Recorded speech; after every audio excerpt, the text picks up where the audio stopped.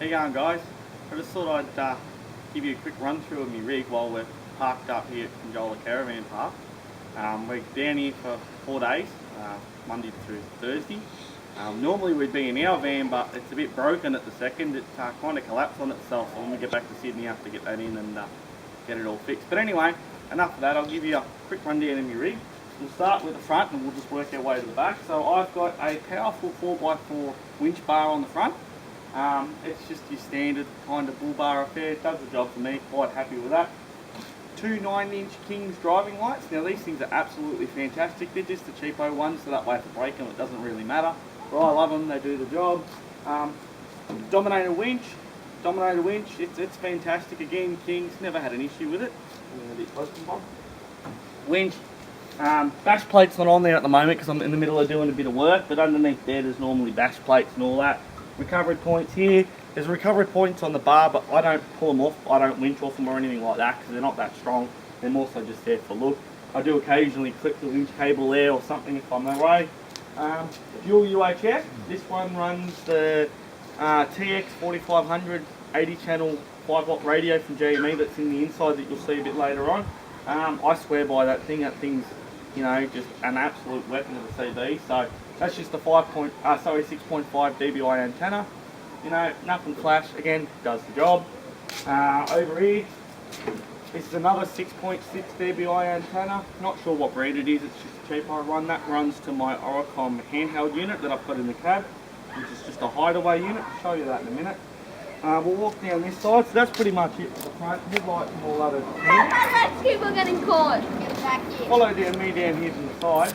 Caravan Park's chockers because it's school holidays today. Snorkel, just a cheapo one off eBay again. I think it cost me like 90 bucks. I put it on myself. Wasn't that hard. It's all watertight to the engine bay and all that sort of affair. Under the bonnet. So this one's a Petrol. She's a 3.4 litre V6. 5 VZFE from Toyota. Second battery. Now I know that looks a bit dicky. That's because it's not meant to be there. I put that there and relocated the charcoal canister so I could have a second battery. But so that's why it doesn't look the best. But hey, it's in there. It's solid. It does the job, and everything's all sweet. We're like this now because Misso had to go and feed the kids. Little Miss is still on the boob. So anyway, we're back to here. So as I said, you've seen underneath the bonnet. That's the 5 VZFE. Petrol engine, 3.4 litre V6. The second battery, again, I know it's sticky, it's not meant to be there, but look, it's secure, it does the job, it provides second cranking. I've never had to use it yet, but it's still really handy to have.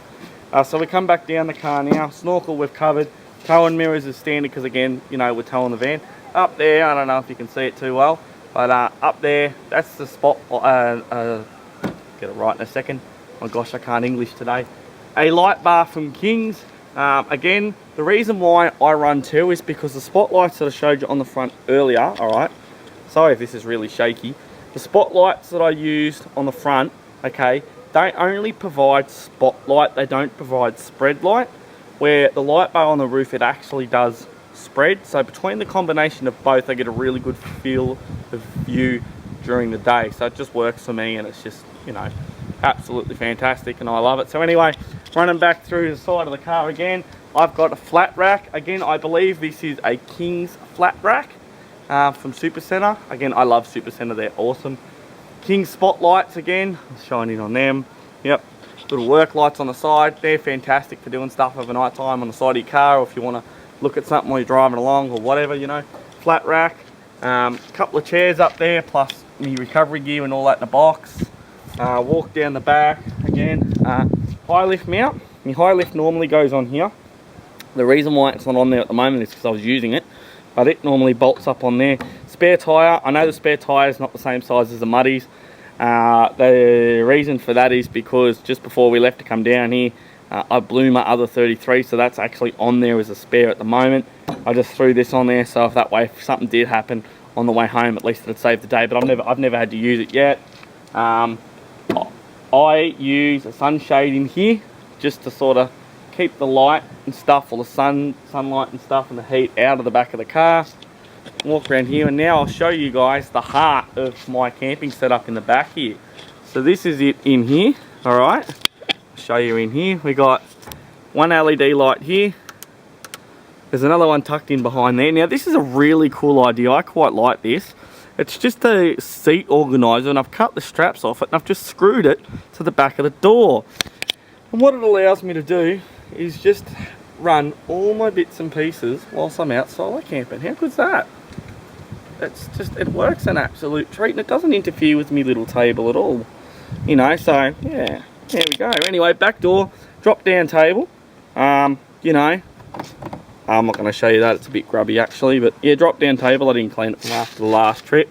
But in the back of here, this is the heart of me 4B. Now, fridge on a Dun & Watch and fridge slide, just on a Triton drawer system, or Titan I should say, not Triton, I'm hopeless.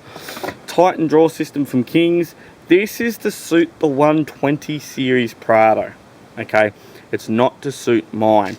The only thing I had to do was the wing kit had to be altered lengths. The drawer, the lengths themselves, I believe they're like 800 or something like that, set of drawers.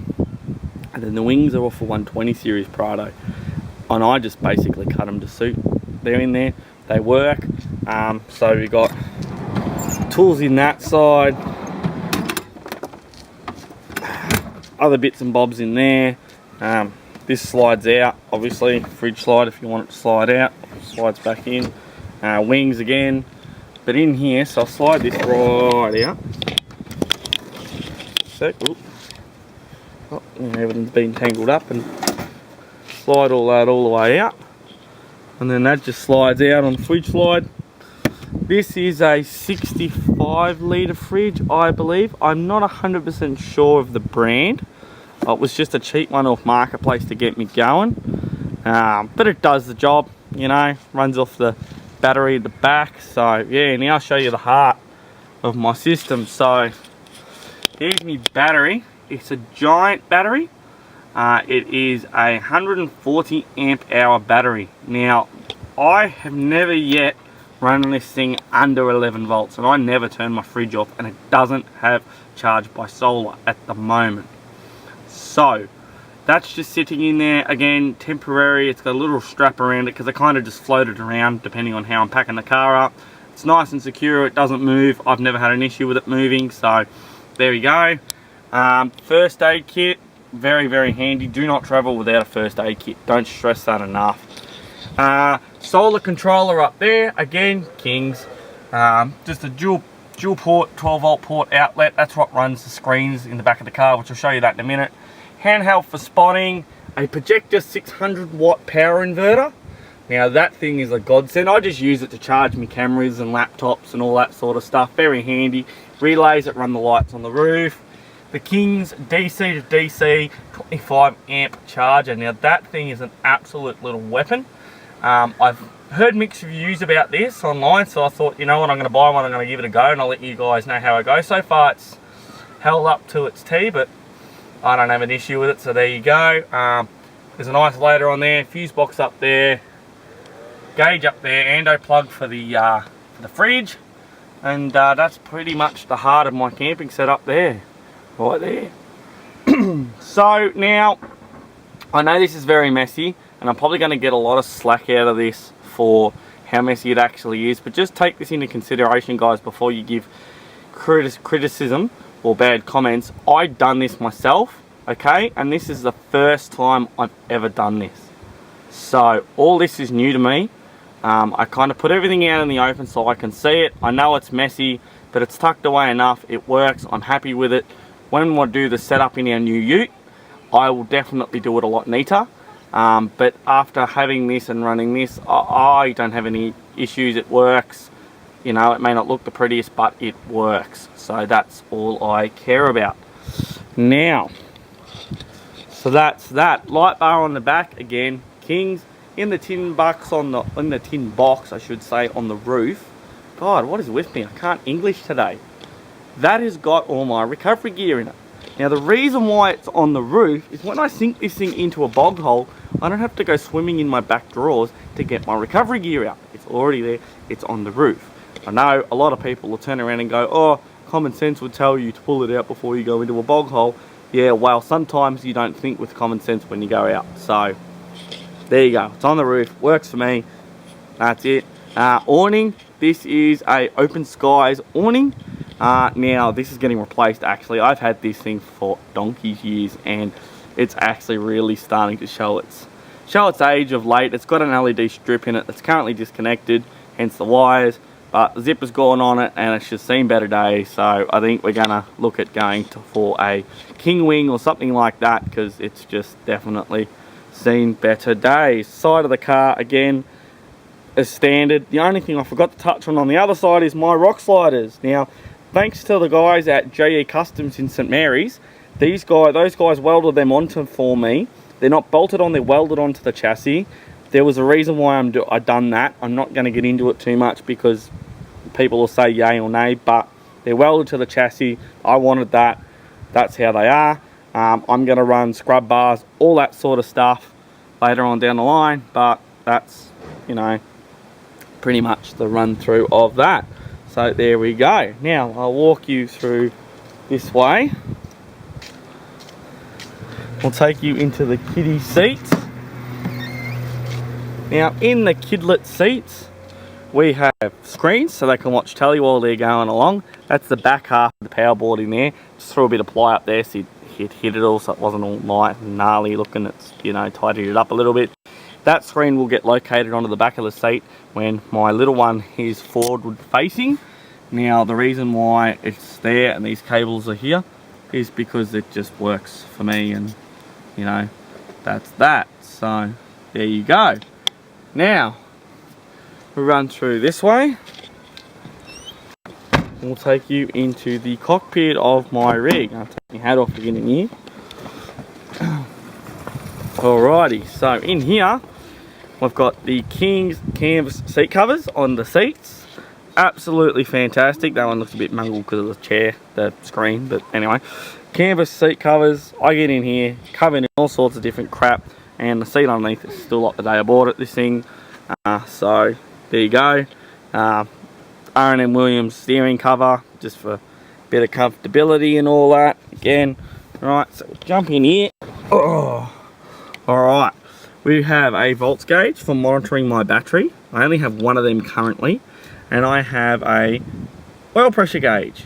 I have a digital system coming in this shortly soon that I will show you guys about once I get there, but that's basically the run view of that. They're just cheap gauge holders off eBay that I screwed to the pillar because there's plenty of room there to be able to do that. Grab handle, mic for the Bluetooth. Now that is a reversing camera. It just goes on the clips on the rearview mirror. It's currently not working at the second. The last trip that I did when I went out, I actually broke it. So there you go. But anyway, that's it there. Inclinometer there for telling me what angles and stuff I'm on. And this here is my godsend. This is a VMS unit by King's. It allows me to do all my on-road and off-road mapping. And I actually swear by this thing. Now, I was very dubious of them, and I was torn between a VMS and a HEMA HX, a HN7 or a HEMA HX1 or whatever the new one is. Now, the reason why I ended up going with a VMS is because everything that I've had from King's so far, I've been absolutely stoked with. So I thought, I'll keep the tradition going and I'll get a VMS. And it is the best thing I've ever done. This unit has taken me so many places. It's got so many fire trails, free camps on it, and it's just so much easier. Plus the street navigation system that it uses, it's the same as the Misso's little runaround, so it's nice and easy to use, you know, and it works an absolute bloody treat. I again swear by this thing. It is absolutely handy. Okay, so we have one UHF over here. That's the Oricom 5-watt hideaway unit. Again, King's sell these. They are fantastic. The actual box for this is up in under the glove box, and it just works a treat. And I just run a extension wire from the front of it that comes down and comes down out down there, so that way it just runs and it just sits there and it's fine. I do have a roof console coming in this thing in the future. It is on order. So when that gets here, all this is going to be swapped around, but I'll show you through all that later on down the line. Just JVC head unit for Bluetooth music. It's nothing flash, does the job. The TX4500 GME 80 channel hand unit. Now this thing is insane. I have ran these in all 3 of my 4-wheel drives over the years, and they have never let me down once. They are absolutely fantastic, and I live by them. Down in under there is just some rocker switches. Again, they were just a cheap rocker switch panel from eBay, 33 bucks. That runs from the back battery via a cable all the way up to the front and control all my lights on the side. Some are 2 side lights and the one on the back. They run off a second battery, so when I'm camping I can have them going under the awning or whatever you want to do, and it's all sweet. Down in there is the brake controller. That's the Heyman Reese brake controller. Now I can't think of it. I'll leave what it's called in the description below because I can't remember exactly what it's called. But it's just a hideaway unit, trailer brakes, goes in there, light tells me when it's connected. One thing if you are towing, I'm just going to flip this around for a sec. One thing if you guys are going to be towing a caravan that I strongly recommend you do is spend the money and get a good brake controller. Heyman Reese, Red Arc do a fantastic unit. Spend the money, go quality, get good gear, because that is your lifeline between your caravan or your trailer and your car, and you don't want to skimp out on that, and I can't stress that enough. Spend the money, get the quality. It definitely makes a difference. Back around here now, in through here we have a Waco cooler. You know, handy for cold cans, stuff like that when you're on the road. Good for the kids as well, keep water and stuff in there for them. Yeah, say good day to Mr. George, my little redback spider. I've had this gear knob for years. It's just a little family tradition, I suppose, to run these. I don't know why. Legally you do have to have a H pattern on your stick when driving a manual. I have a sticker in the glove box that has that on it. I've just got to find somewhere to chuck it on it so I don't get in trouble for it. But yeah, just cheapo car mats from Kmart, I think they were, you know. And yeah, that's basically our rig. You know, she's not the flashiest, on the block. You know, she's, you know, not the fastest, but look, it gets us where we want to go. It does the job, and it does it well. A lot of people give these Prados a very low rating, and I can't understand why, because they are very capable 4-wheel drive. I've had this thing through probably some of the toughest tracks. Man, my English is bad today. Through some of the toughest tracks in New South Wales, and I've never had an issue with it. The only thing that's ever let me down, apart from flares breaking off because they're weak as anything, is the fact that it doesn't have lockers.